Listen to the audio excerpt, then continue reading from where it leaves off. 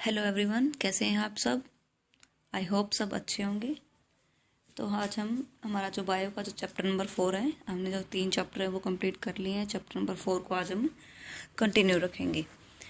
तो इसमें सबसे पहले जो आता है हमारा जो चैप्टर है, चैप्टर नंबर 4, इवोल्यूशन।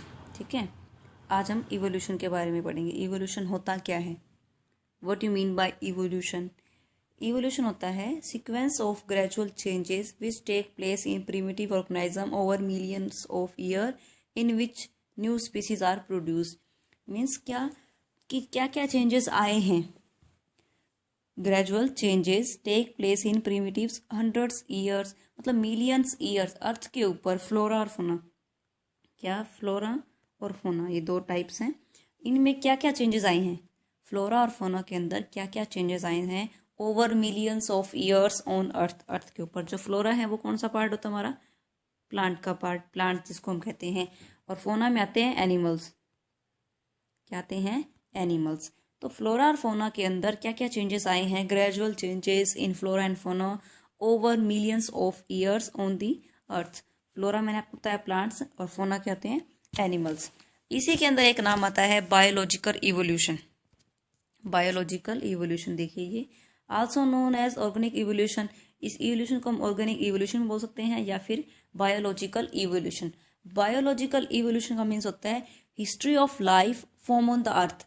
जो हमारी जो लाइफ है, ह्यूमन लाइफ हो गई, जो प्लांट्स की है, एनिमल्स की है, जो भी लाइफ है अर्थ के ऊपर जो प्रेजेंट है, उसकी हिस्ट्री के बारे में पढ़ना, उसकी हिस्ट्री के बारे में पढ़ना। History of life form on the अर्थ, जितनी भी लाइफ फॉर्म है, जितनी भी लाइफ है ह्यूमन अर्थ के ऊपर, ऑन अर्थ, उसकी हिस्ट्री के बारे में पढ़ना, वो कहलाता है बायोलॉजिकल इवोल्यूशन। ठीक है, बायोलॉजिकल इवोल्यूशन। तो समझ आया आपको इवोल्यूशन होता क्या है।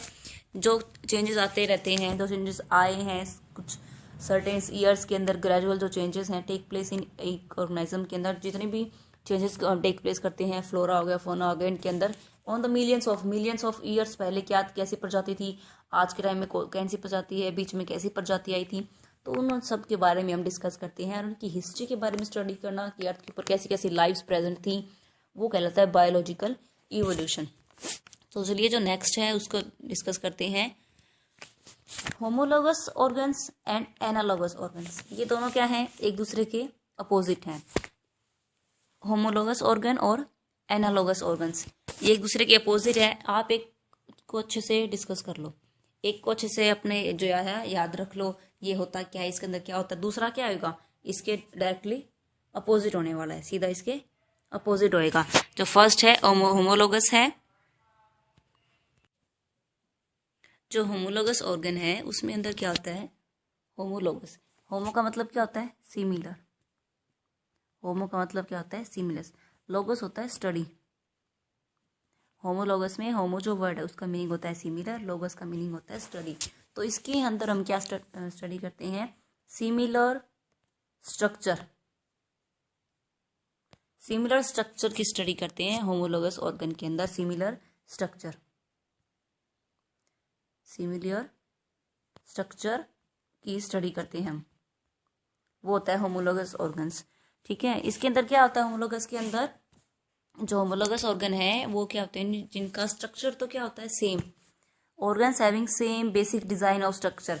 उनका जो स्ट्रक्चर है, उनका जैसे भी उनका जो बॉडी पार्ट्स हैं वो बने हुए हैं, उनकी जो संरचना है, स्ट्रक्चर है, वो क्या होता है, सेम होता है, but different function.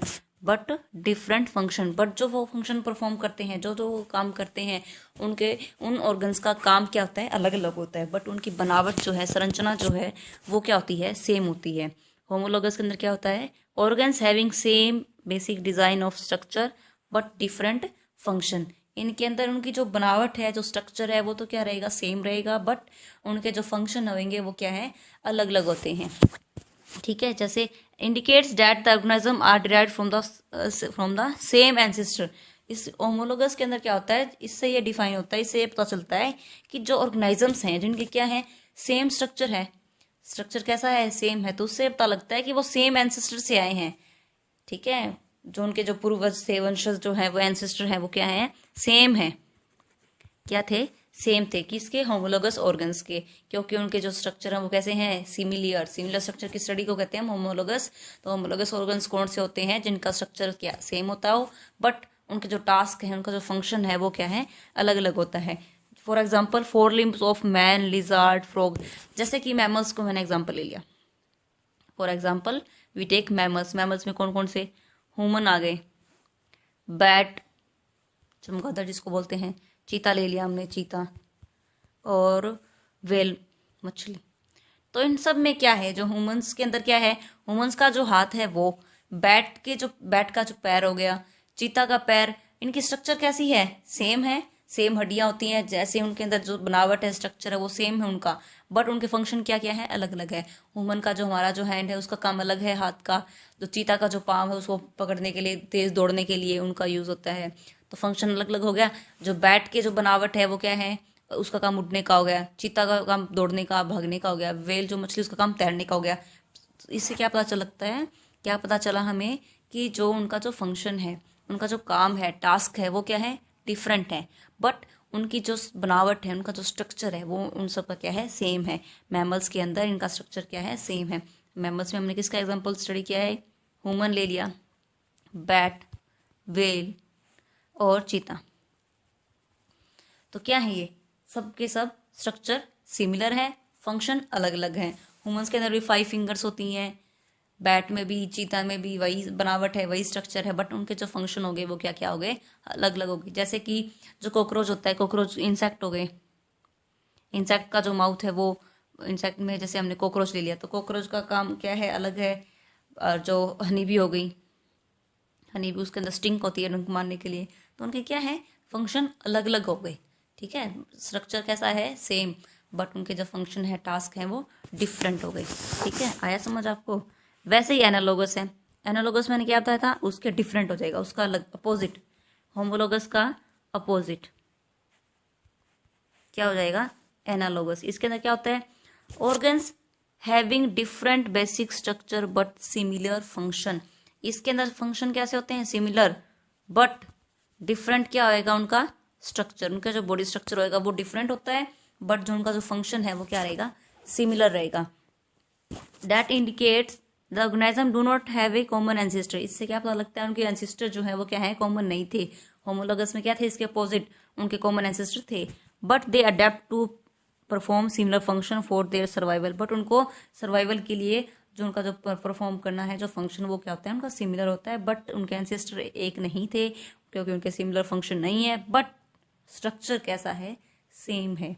For example wing of bird, जो पक्षी हैं उनके जो पंख हैं वो हो गए, बैट के पंख क्या है, विंग्स ऑफ इंसेक्ट, उनके सबके स्ट्रक्चर क्या है, अलग अलग है, सबके अलग अलग है। इन विंग्स जो इंसेक्ट होते हैं छोटे होते हैं, बैट का बड़ा, बर्ड्स का अलग हो गया, बट काम सबका एक ही है, फंक्शन सबका एक ही है, क्या, उड़ना है। विंग्स से हेल्प से वो उड़ते हैं, पक्षी उड़ते हैं, बैट भी, इंसेक्ट्स भी फ्लाई करते हैं, तो क्या है, फंक्शन सबका सेम है, बट उनकी जो स्ट्रक्चर है वो क्या है, डिफरेंट है। आई होप आपको समझ आया होगा होमोलोगस और एनालॉगस। अब आपको इसमें कोई डिफिकल्टीज नहीं होंगी। होमोलोगस और एनालॉगस दोनों ऑर्गन्स आपको अच्छे से मैंने समझा दिए हैं, आप एक बार इनको रीड करना with the help of example. Next जो हमें देखना है वो पॉइंट है वेस्टिगल ऑर्गन। क्या है, वेस्टिगल ऑर्गन्स, ये क्या होते हैं, rudimentary and non functional organs. ये क्या है, नॉन फंक्शनल ऑर्गन होते हैं जो प्रेजेंट होते हैं ऑर्गेनिज्म के अंदर। इसका मतलब क्या है, ये हमारे एंसेस्टर में यूज हुआ करते थे। वेस्टिगल ऑर्गन वो होते हैं जो हमारे एंसेस्टर्स में यूज होते थे, बट आज की जो जनरेशन है, आज का जो है, उसके अंदर उनकी कंडीशन और इवोल्यूशन के हिसाब से फंक्शन को उन्होंने लॉस्ट कर दिया है, अपने फंक्शन को उन्होंने क्या है, लॉस्ट कर दिया। उनका अब यहाँ कोई काम नहीं है, अब इनका यहाँ पे कोई यूज नहीं किया जाता, बट इनका जो यूज है पहले एंसेस्टर के अंदर होता था, उनके जो बॉडी पार्ट्स थे, उनका जो स्ट्रक्चर था उनमें होते थे। अब वो ऑर्गन जो हमारे अंदर हैं, बट उनका कोई भी यूज नहीं है, ये हमारे एंसेस्टर में यूज होते थे, बट आज की जो इनकी जो कंडीशन है, इनका जो इवोल्यूशन है वो क्या है, खत्म होते जा रहा है, उसके हिसाब से ये फंक्शन को लॉस्ट उन्होंने कर दिया है, अपने फंक्शन को, अब इनका कोई यूज नहीं रहता। एग्जाम्पल देखिए, ह्यूमंस बीइंग के अंदर विस्डम टीथ हो गए, अब कहाँ होते हैं, पहले होते थे, अब मेनली क्या है, नहीं होते। एक ये वर्मी फॉर्म अपेंडिक्स, क्या है, वर्मीफोर्म अपेंडिक्स हमारी बॉडी के अंदर प्रेजेंट होता है, बट इसका कोई भी फंक्शन नहीं होता, इसका कोई भी काम, इसका कोई भी यूज हमारे अंदर नहीं होता, बट इसका जो हमारी बॉडी के अंदर क्या है, ये प्रेजेंट है। ठीक है, आता है फॉसिल एंड, देखते हैं इसको। फॉसिल्स क्या होते हैं? Remains of ancient plant and animals, बचा खुचा रिमेन रह जाना क्या, एंशिएंट प्लांट और एनिमल्स का, which provide evidence for evolution, जिससे हमें पता लगता है कि यहाँ पे इवोल्यूशन था। ठीक है, जो एक लिंक की तरह काम करता है।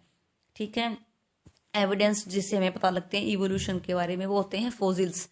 इसका एग्जाम्पल क्या है? आर्कियोटेरिक्स। आर्कियोटेरिक्स ये एग्जाम्पल्स है। इसको आप, आर्कियोटेरिक्स क्या है? ये भी एक टाइप का फॉसिल बर्ड है। क्या है? एक फॉसिल बर्ड है। ये कनेक्टिंग लिंक की तरह काम करता है। कनेक्टिंग लिंक की तरह कैसे काम करता है? जैसे कि यहाँ पे देखिए एग्जाम्पल मैं आपको बताती हूँ। सबसे पहले क्या थी? फिशेस से क्या है? एम्फीबियन से रेप्टाइल्स से क्या है? बर्ड्स, और बर्ड्स से क्या है? मैमल्स। क्या है? मैमल्स। तो जो रेप्टाइल्स और बर्ड हैं, इनके बीच में जो रेप्टाइल से बर्ड आई, ये हमें कैसे पता लगेगा? कुछ ना कुछ एविडेंस होंगे। इनके बीच में एक कनेक्टिंग लिंक की तरह काम करता है आर्कियोटेरिक्स, जो हमें बताता है एक, जो रेप्टाइल से बर्ड्स आए हैं उसकी जो थ्योरीज है, उसको जो कहते हैं हम कनेक्टिंग लिंक, वो है आर्कियोटेरिक्स। ठीक है, कनेक्टिंग लिंक की तरह काम करता है बर्ड्स और रेप्टाइल्स के अंदर। लिखा भी हुआ है connecting link between the Aves, मतलब बर्ड्स एंड रेप्टाइल्स। बर्ड्स और रेप्टाइल्स के बीच में जो कनेक्टिंग लिंक की तरह काम करता है, वो है आर्कियोटेरिक्स का एग्जाम्पल। ठीक है, समझ आया आपको? अब हमें इस चैप्टर में लास्ट जो पढ़ना है, वो है थ्योरीज ऑफ इवोल्यूशन। इवोल्यूशन की थ्योरी के बारे में। इसमें थ्योरी आती है एक डार्विन थ्योरी, जो हमें रीड करनी है, जो हमारे लिए इंपॉर्टेंट है, वो क्या है? Darwin theory. ठीक है, इसको हम अच्छे से डिटेल में पढ़ेंगे। ये जो आपको पॉइंट्स दे रखे हैं, कार्लक्स लिनियस, ये जो थ्योरी है, इसके अंदर क्या बताया था ना उन्हें कि नो स्पीसीज इन, कोई भी जो स्पीसीज है हमारे जो हम देखते हैं हमारे एटमॉस्फेयर के अंदर, एनवायरनमेंट के अंदर जितनी प्रजातियां हम देखते हैं, तो उनमें से कहा गया कि इन्होंने कहा कि नो स्पीसीज इज न्यू, कोई भी स्पीसीज जो प्रजाति है वो क्या है? नई नहीं है।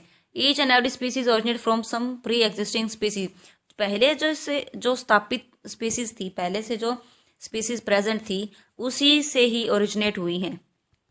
उसी से क्या है? वो ओरिजिनेट हुई हैं। कुछ स्पीसीज जो पहले से एग्जिस्ट करती थी, उन्हीं से ओरिजिनेट होकर जो नई स्पीसीज है वो बनी हुई हैं। But there are no new species, कोई भी जो नई जो प्रजाति है वो प्रेजेंट नहीं है।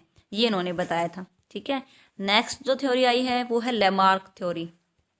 ठीक है, लेमार्क की जो थ्योरी है, इन्होंने कहा था कि जो life organism changes during order to adapt its environment, जितने भी जो ऑर्गेनिज्म है अर्थ के ऊपर, जितने भी ऑर्गेनिज्म है, वो अपने आप को नेचर के हिसाब से क्या करते हैं? उसी नेचर के अंदर अपने आप को उसी के हिसाब से डालने की कोशिश करते हैं। कुछ अंग हैं जो हम अडेप्ट करते हैं, तो वो क्या करते हैं? जैसे हम रहेंगे एनवायरनमेंट के अंदर, जैसे एनवायरनमेंट होगा उसी के हिसाब से वो रहना स्टार्ट कर देते हैं, अडेप्ट कर लेते हैं, एनवायरनमेंट को अपना लेते हैं। और जो उनके अंदर फिर चेंजेस होते हैं, वही चेंजेस उनके ऑफ स्प्रिंग के अंदर, आगे आने वाली जो जनरेशन है उसके अंदर वो ट्रांसफर हो जाते हैं। ये कहा था लेमार्क ने। एक बार फिर से इसको देखिए, चलिए। If an organism changes during the life in order to adapt its environment, those changes are passed to its offspring. Lamarck ने बताया कि जो जितने भी ऑर्गेनिज्म है अर्थ के ऊपर, वो क्या करते हैं? नेचर के हिसाब से अपने आप को ढालने की कोशिश करते हैं, एनवायरनमेंट को अडेप्ट कर लेते हैं। फिर जो उनके अंदर चेंजेस होते हैं, वो changes past on it's offering, इसकी जो आने वाली जो नई जनरेशन होती हैं उनके अंदर वो क्या है? चेंजेस वैसे की वैसे ट्रांसफर हो जाते हैं। ठीक है, last and most important theory, Darwin's theory. Darwin's ने क्या बताया? डार्विन्स जो थ्योरी है, इसको हम, इसका एक और नाम है, Darwin's theory is known as theory of natural selection. इसको कहा जाता है थ्योरी ऑफ नेचुरल सिलेक्शन। ठीक है, इसका जो दूसरा नाम है वो है थ्योरी ऑफ नेचुरल सिलेक्शन। ये आपको लिए इंपॉर्टेंट है, डार्विन्स थ्योरी। यहाँ से क्वेश्चन बनता है बायो के अंदर। ठीक है, आप देखिए ध्यान से। जो डार्विन्स थे, उन्होंने अपनी बुक लिखी। डार्विन की बुक का नाम है origin of species. Origin of species, he wrote the book origin of species. उन्होंने अपनी बुक लिखी है ओरिजिन ऑफ स्पीसीज। वहीं से हमने पढ़ा है, वहीं से आपको बता रहा है, वहीं से हम सब पढ़ते हुए आ रहे हैं कि थ्योरी ऑफ इवोल्यूशन के अंदर जो डार्विन्स की थ्योरी है वो कैसे इंपॉर्टेंट है, क्या क्या पॉइंट्स उन्होंने बताए हैं। इस थ्योरी के अकॉर्डिंग क्या क्या पॉइंट्स जो निकल कर आते हैं वो 1 बाय 1 हम रीड करेंगे। ठीक है, जो फर्स्ट जो स्टेप था डार्विन्स की थ्योरी के अंदर, सबसे पहला स्टेप था वो आता है वेरिएशन का। क्या? Variation. Within any new population there is natural variation, there is a natural variation, some have more favourable variation than other. तो सबसे पहला जो स्टेप है वो होता है वेरिएशंस का, ठीक है। वेरिएशन क्या होते हैं? चेंजेस होना, एक जनरेशन से दूसरी जनरेशन के अंदर आते हुए जो चेंजेस होते हैं उनको हमें वेरिएशन बोलते हैं। जैसे हम इसको रीड में कल हमने रीड भी किया था, वेरिएशन होता क्या है। तो जो पहला जो स्टेप था डार्विन्स थ्योरी का वो है वेरिएशन का। नेक्स्ट है population of a species remains fairly constant due to the struggle between the member of the same and different species, ठीक है। ये इसके अंदर क्या होता है? वही सेम कि जो नेचर है, नेचर के हिसाब से जो हम होते हैं या फिर एनिमल्स हैं, फ्लोरा फोना है, जितने भी ऑर्गेनिजम्स हैं अर्थ के ऊपर नेचर के हिसाब से खुद को डालने की कोशिश करते हैं, ठीक है। जैसे कि आपने देखा हो बर्फीले में जो पोलर बियर होते हैं, बर्फ में रहते हैं, तो वहीं पे रहना वो पसंद करते हैं, वो वहीं रहते हैं, बर्फ के अंदर रहते हैं। तो उनका एनवायरनमेंट कैसा है? बर्फीला है, बर्फ में रहना वो पसंद करते हैं। तो उनकी जो वो वहाँ के एनवायरनमेंट को उन्होंने अडेप्ट कर लिया है, वहाँ के एनवायरनमेंट को उन्होंने अडेप्ट कर लिया है, ठीक है। तो पोलर बियर जैसे वो कह रहेंगे वहाँ की जो उनकी जो स्किन होती है, उनकी बॉडी के पूरे के ऊपर हेयर होते हैं, वाइट कलर के वो होते हैं, ठीक है। तो जैसा एनवायरनमेंट होता है उसी के हिसाब से वो अपने आप को डाल देते हैं। अगर हम पोलर बियर्स को यहाँ लेके आ जाएं, दूसरी स्टेट में ले जाएं, तो वो क्या है ज़्यादा दिन वहाँ पे सर्वाइव नहीं कर पाएंगे क्योंकि वो उन्होंने वहीं का एनवायरनमेंट अडेप्ट कर रखा है, ठीक है। The struggle eliminates the unfit individual and fit individual survives and reproduce pass the favourable variation to the next generation. जो स्ट्रगल या फिर जो चेंजेस एक जनरेशन के अंदर आ जाता है तो वो ही वो अगली जनरेशन के अंदर क्या है? पास थ्रू कर देता है। एक जनरेशन के अंदर जो भी इंडिविजुअल है जिसके अंदर जो भी चेंजेस आए हैं वो सेम के सेम जो चेंजेस हैं तो वो अपने रिप्रोड्यूस करता है यंग वंस को, तो variation to the next generation, वही जो वेरिएशन है वो नेक्स्ट जनरेशन के अंदर भी क्या है? आ जाते हैं, ठीक है। नेक्स्ट जो है these variation accumulate over a long period and lead to the origin of new species. जो ये वेरिएशंस हैं वो लॉन्ग पीरियड हैं, ठीक है, लंबे टाइम तक चलते हैं और लीड करते हैं एक नई स्पीसीज का, एक नई प्रजाति का, न्यू स्पीसीज का, ठीक है, न्यू स्पीसीज का वो करते हैं निर्माण। नेक्स्ट है Darwin's theory was later modified the most accepted theory of evolution. बाद में जाते हुए जो डार्विन्स की थ्योरी है, बाकी जितनी भी थ्योरीज आई थी इवोल्यूशन की, उनको सबको उन सब में से डार्विन्स की जो थ्योरी है उसको एक्सेप्ट कर लिया गया था क्योंकि वो थ्योरी ऑफ इवोल्यूशन के हिसाब से परफेक्ट थी, ठीक है। बट अब देखिए फैक्ट क्या है? Fact given fact book that contain information about the plant. ऐसी बुक जो प्लांट्स की इंफॉर्मेशन रखती है, प्लांट्स के बारे में इंफॉर्मेशन रखती है, कौन से प्लांट अभी मौजूद है, कौन से विलुप्त हो चुके हैं, कौन सी एंडेजर्ड स्पीसीज हैं प्लांट्स की, वो सारा कंटेन होता है डाटा रेड डाटा बुक के अंदर। कौन सी बुक के अंदर? रेड डाटा बुक के अंदर स्टोर होता है। This point to be noted, ठीक है। आई होप आपको डार्विन्स थ्योरी अच्छे से क्लियर हो गई। एक बार आप फिर से इसको रीड कीजिए। तो डार्विन्स थ्योरी है उसको हम theory of selection, natural selection भी कहते हैं। उन्होंने अपने एक बुक लिखी थी ओरिजिन ऑफ स्पीसीज। इस थ्योरी के अकॉर्डिंग क्या होता है? Within any population there is a natural variation. जितनी भी पॉपुलेशन है उनके अंदर सबसे पहला जो स्टेप होता है वो इवोल्यूशन का, थ्योरी का जो स्टेप है वो है वेरिएशन का स्टेप। दूसरे स्टेप में क्या बताया गया था कि नेचर के हिसाब से सारे जो जितने भी ऑर्गेनिज्म अपने आप को नेचर के हिसाब से डालने की कोशिश करते हैं। एग्जाम्पल पोलर बियर आपको मैंने बताया था, ठीक है। ये आपकी डार्विन्स की थ्योरी थी। लैमार्क की थ्योरी भी हमने देख ली है। आर्कियोटेरिक्स के अंदर क्या था?